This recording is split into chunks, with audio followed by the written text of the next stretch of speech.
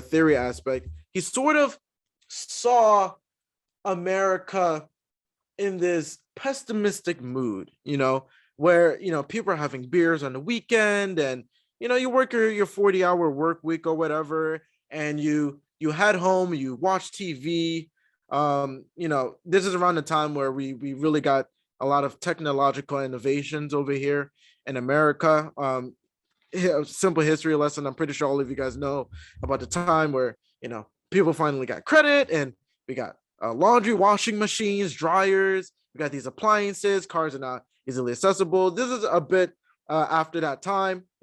There's more technological innovation, where now we're pretty much a wealthy nation, right? You can, after you have your work, head home, watch TV and whatnot, crack open a beer, and to the ordinary person, you would think, hey, like, life is pretty good. Like, obviously things are not free. If you subscribe, you can subscribe to the biblical view that, Adam has to work the fields, and you are put on this earth to work, right? Because you can look at it economically. Resources are scarce, and so you provide your labor, and you get compensation for that, and you use that to get other resources that are not unlimited, like beer or TV and whatnot. And you think, well, that's how it is. I work, I enjoy my weekends, I go back to work and whatnot. But Marcuse did not see it that way. All right.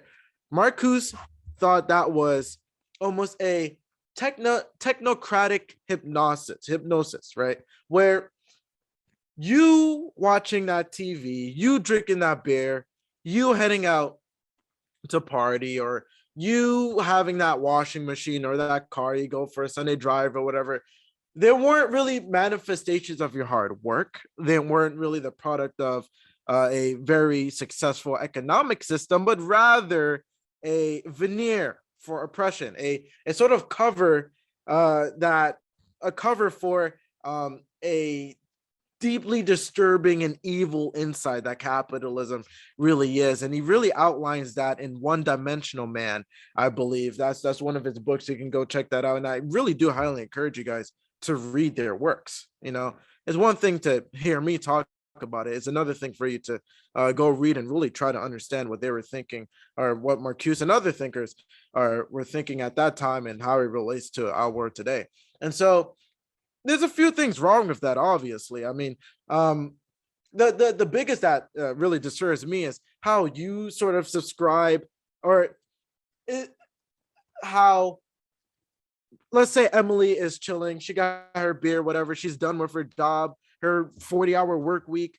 She wants to crack open a beer, watch TV, maybe listen to the radio, do whatever. And you tell I'm Herbert Marcuse, and I tell you that, well, actually, that beer that you enjoy, that TV that you enjoy, that the work that you